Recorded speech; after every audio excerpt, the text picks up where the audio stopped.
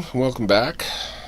I'm at my workshop, and this is just a little follow-up of the build of the backup for the Intertel voicemail server that's been in service for a solid 20 years in the same box.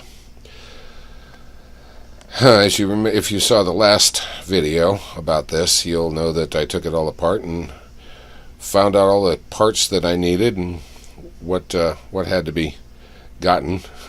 I did, after some searching on the internet, I was able to come up with an exact replacement of the board that was in that Intertel machine. This board came, its exact replacement. It has one slot down here for PCI, for the video card. We'll talk about that in a minute. And all of the other slots that the card, the original one had. And it even came with some memory and a processor. Now, the processor that's on here is not the same as the one that's in the other board, but I ordered those too, and they'll snap right in. This is a 46DX266 instead of the P75, but it's the same. It'll plop right into the board, and it came with some memory on it, so I don't even have to worry about that really. There's the memory back there, one stick, as you can see, and I found this case for it. I went next door and looked around and for something that would fit this board and still have the power supply and everything in it. And so I found this. This is a old DG Systems case, and it's got a built-in monitor, which is kind of neat. We'll show you here. I'll turn it on, and we'll watch it as it comes up. There it is. We'll hit the delete key so we can go into the CMOS. There's a little flickering going on. Come on, there you go, focus. We're in the CMOS here, and basically the only thing I really had to do was to find out what the hard drive was. In this case, fortunately, we just had to set it to auto and set the hard drive up to being master only, single drive. Some drives are capable of doing that, and this one fortunately finds it as a single drive, and it worked. So let's get out of here and go on down, save, and we'll come on,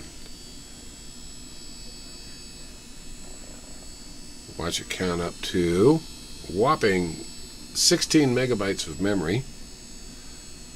Found the hard drive, does its post for boot, and launches into OS2 here. We'll see in a second.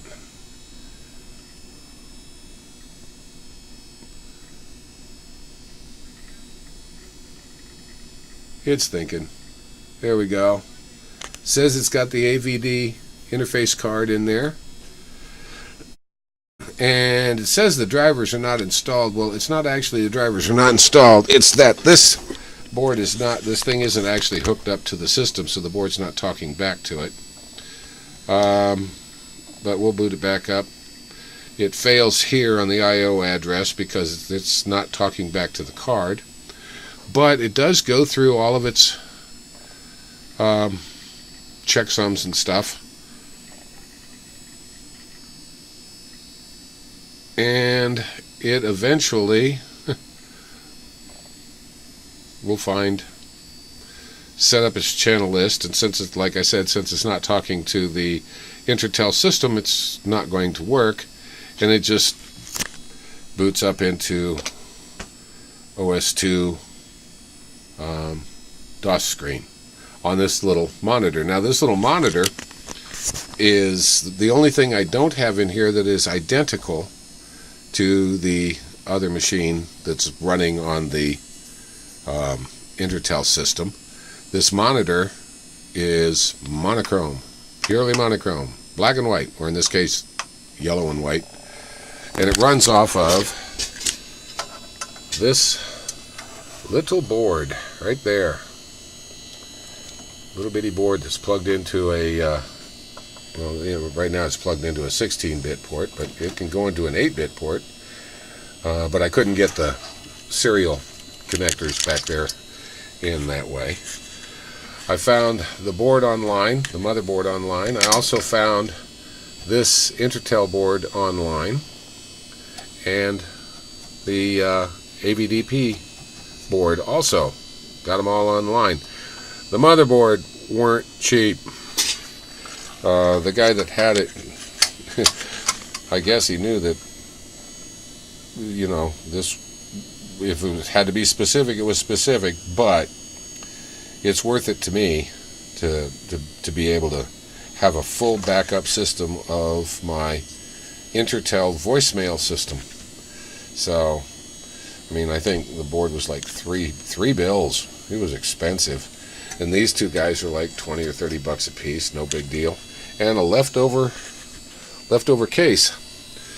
What I did was I just took one of my old WD-20s, 20 gigabyte hard drives that has a bit for bit copy of the OS2 for the voicemail service, and back from 2013 evidently, and put that in here and set it up and let it go. So there we go. Now I have everything I need with a built-in monitor. That's kind of cool. I like that. These buttons on here, by the way, were part of the DGS system, and they're not being used. The buttons just emulate arrow keys and things. Well, they don't emulate it. They're strobed just like a keyboard that goes back here in the back. You can't really see it, but it plugs right in. But we need a keyboard. But anyway, there it is. All ready to go, and at least I have the parts and be able to put this thing in service in a very short period of time so people don't miss their voicemail messages. Anyway, thanks for watching. Another one to tick off that I don't have to worry about anymore. That's good, considering the age of some of this equipment that I have the pleasure of keep going. Thanks for watching. If you liked it, give it a thumbs up, and don't forget to subscribe.